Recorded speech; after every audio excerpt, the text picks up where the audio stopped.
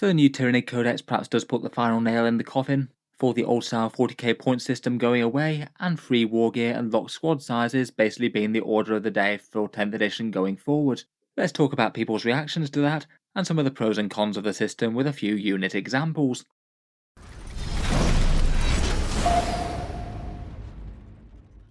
Hello and welcome back to Auspex Tactics, where today I thought we'd cycle back to the slightly thorny topic of Games Workshop's new point system and the pros and cons of it, particularly now we've got the first of the 10th edition codexes out and can see Games Workshop's system going forward in full. One of the major changes of 10th edition that's been talked about really quite a lot now is that we've traded out the old style points from 9th edition and before, where you had initial squad sizes, unit numbers, and paid for Wargear, with a very simplistic one. Literally just paying for squad sizes of different set sizes, and then nothing else in terms of Wargear or upgrades beyond that.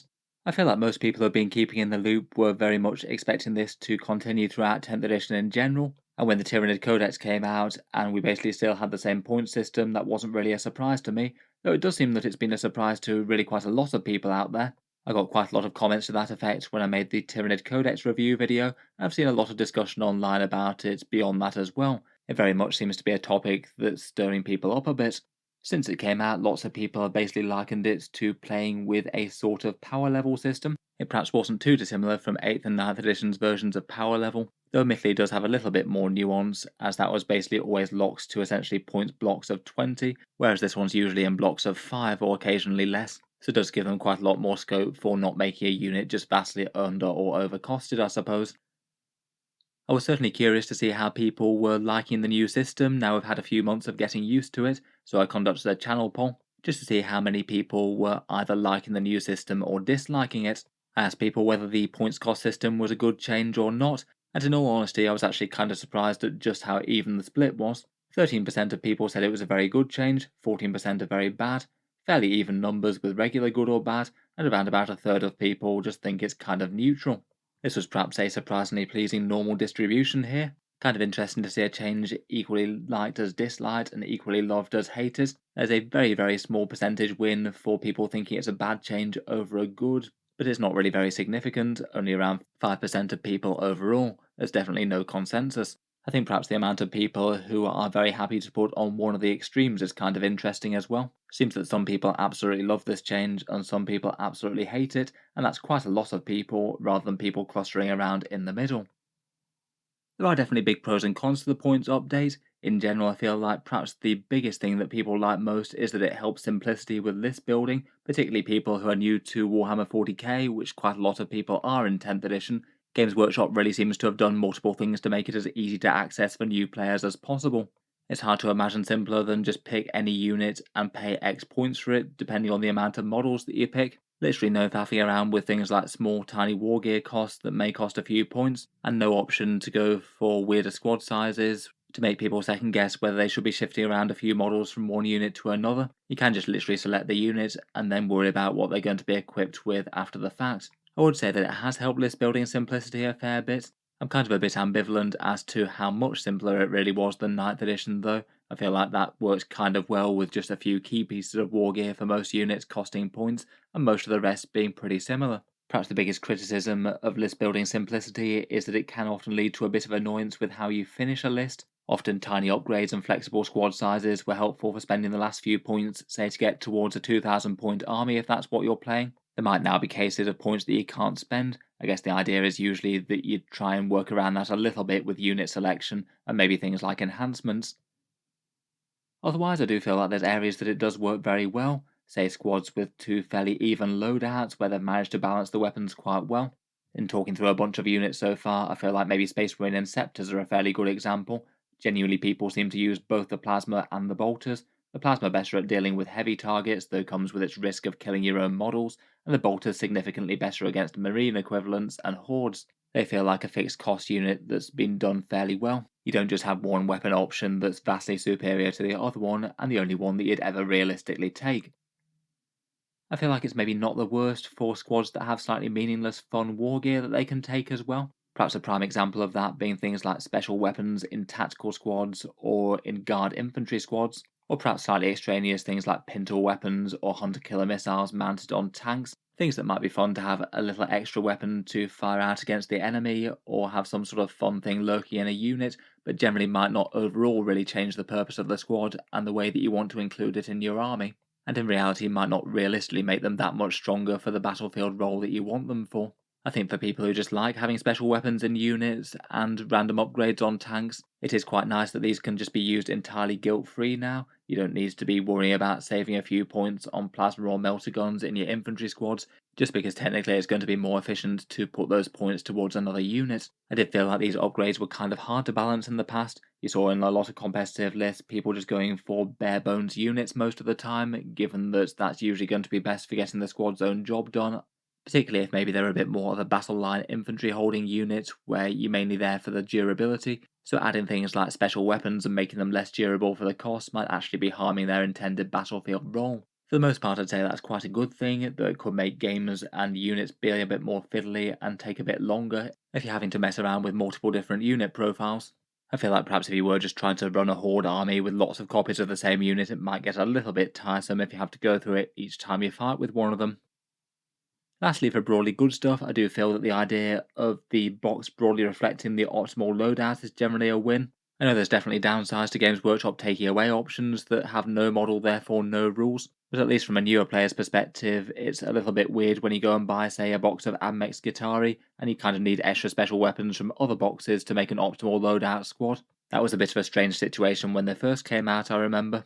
At least for getting newer players into the hobby and building up armies, I think it is at least somewhat reassuring that if you buy one of the boxes from Games Workshop themselves, at least you're not going to have to do weird converting or buy multiple boxes just for individual little bits to put onto your unit. Feels like that's something that's broadly in line with the newer point system at least.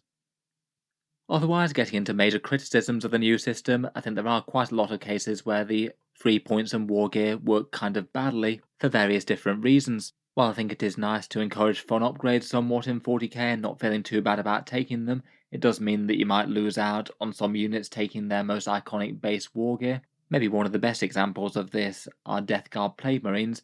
When I think of a Plague Marine, I generally imagine a stoical and very tough Death Guard Marine holding a bolter, grimly advancing towards the enemy and laying down layers of fire. However, the way that the Plague Marine kit is designed is that they have a crazy amount of weapon options, lots of fun things like bubotic weapons, heavy plague weapons, blight launchers and special weapons and things. They basically have so many choices that are better than the bolter that you can then equip the entire squad that way. So if you have free Wargear and the Death Guard player wants to make the best use of their Plague Marines, then you're basically never really going to see bolters, or at least not en masse, not for squads that aren't just dedicated to holding home field objectives.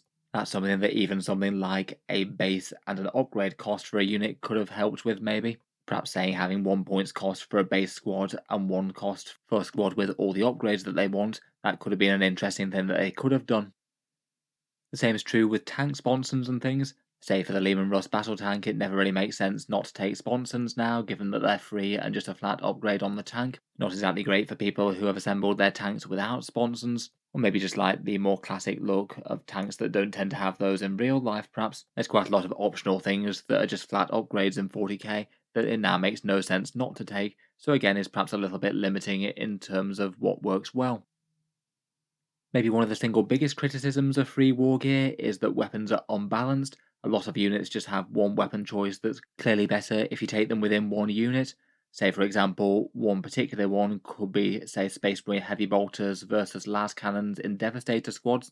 Obviously, they're both weapons that excel at better targets. Heavy Bolters generally will be better at killing enemy Marine equivalents or enemy hordes. Las Cannons deal with tanks, but at least for more optimized lists, the Las Cannon just generally brings so much more value to a Space Marine army. You'll often have lots of other more efficient choices that can deal with enemy infantry or enemy Marines, whereas having a few big Las Cannon punches is pretty helpful for making sure that you can threaten enemy armor. Obviously, there's other ways to do that as well, though. There's absolutely loads of similar examples in 40k that just have one weapon that's clearly better than another, and Games Workshop don't really have a lot of scope to be able to fix these sort of issues outside of codex updates. Going in and making a massive FAQ and errata that changes dozens and dozens of datasheets is probably going to harm the game more than it helps it, just causing mass confusion amongst a whole load of different armies, and making things like index cards out of date that people aren't going to be a fan of either. It can be fairly annoying for individual units that have Wargear that's locked to them, But for more general profiles, like say Devastators with las cannons and heavy bolters, altering a profile like the heavy bolter would have game-wise repercussions. If you change the standard profile for the heavy bolter to make it a bit more threatening, you're going to be altering a massive amount of datasheets through the game, some of which that might actually help restore balance, some of which might push weapon balance further out of whack. Say for example, Sisters Mortifiers with their heavy bolters versus their heavy flamers. If the heavy bolter suddenly gets very good, then that might become the default loadout for there, so you might just have fixed one problem while creating another. With having the same profiles and paying the same points cost for them, it's very hard to imagine any situation in which you can balance every single weapon in 40k against one of its peers. I think that situation in particular creates some big design limitations on how they have to write units. You basically can't have a unit that's got two different weapon choices and one of them is just flat superior to the other, as there's no way to charge additional points for it now. Say for another example of weapons that tend to have more value than another, most Tau players tend to prefer the heavy rail rifles on their broadsides over the high yield missile pods. It could be absolutely fine to have one weapon that was flatly superior to another, but Games Workshop somehow needs to find a way to make the high yield missile pods more valuable versus the rail rifle if they want both to be taken, given that they can't change points between the two. One way that was pointed out to me on the channel post is the weird situation where we have with certain Space Marine units with the option to take Thunderhammers, how they've suddenly been reduced to mere former shadows of themselves. Wolfen probably gave Games Workshop a bit of a design problem given that all the loadouts were going to cost the same, and they're a unit that's typically had a vastly superior loadout with a Storm Shield and Thunderhammer, massive extra damage and defense there, compared with profiles for their Wolfen Claws or Great Axes and things, which have typically been a little bit more fragile and hit less hard, but then you've paid less points for them. It looks like points cost might have been the reason that Games Workshop decided to give the Wolfen their Wolfen Hammer profiles. Weirdly, their Thunder Hammers now hit far more weaselly than the claws or melee weapons. They only get 4 attacks at Strength 5, AP 1 and Damage 1, very different to other Thunder Hammers in the game. They basically have to make them hit significantly less hard, as those ones get the Storm Shield included, so get a lot tougher compared with the regular Wolfen, therefore their melee has to be worse to keep them balanced. Finally for Wargear, one other way that it limits design is that you can't really have whole squad upgrades anymore that you can either take or leave. This one was something that was apparent in the new Tyranids Codex, with things like toxin sacs or adrenal glands often being things that you could tack onto things like warriors or gaunts, pay some extra points for some upgraded abilities, or choose to keep them cheap and not have those squad-wide upgrades. In 10th edition 40k with those fixed points cost, it's just not really something that you can really do with things like toxin sacks or optional camo cloaks, as the squad's going to cost the same anyway, so if you had an upgrade that they could take, they should basically automatically take that, otherwise they're going to be strictly suboptimal. Tomb Blades and their shield veins are one example of that. It's now auto-include basically to have the shield veins on, as if not then you're missing out on improved saves for no gain. Weirdly, the Tyranid Raveners seem to have done this a little bit better. They've got the option to either take or leave a thorax weapon for them. If they take the thorax shooting weapon, they get a worse save, but if they leave it, then they get a 4+ save, so that one's only possible as a squad-wide upgrade because you've got the choice between something else that Games Workshop feels is of equal power. Finally, fixed squad size definitely brings its own issues, which I have talked about before, so won't dwell on too much here. Maybe some of the biggest issues are things like no use for random extra models you might own, like say an additional Space Marine Intercessor or two. You can't field them in squads without paying the full-size squad cost, at least if you're playing by Games Workshop's official points cost anyway. Again, you can't use squad fillers to use up the last few points in an army list, and it's particularly annoying for various transports that work kinda badly with fixed squad sizes. Say for example, you can't have 6 Blade Guard and a character in an Impulsor as they just don't fit, and it's strictly suboptimal to take 5 Blade Guard and a character, as you're basically just giving up 1 Space Marine for no gain whatsoever there. Obviously I personally feel that there's some issues with the system, and I think I might have liked them to embrace a little bit more flexibility than they have, and maybe not go quite so 100% on the free Wargear lock squad sizes. I think that there's just some units that just don't really make sense or work very well with the way that they've gone. Still though, I'm definitely not saying that there aren't trade-offs with that.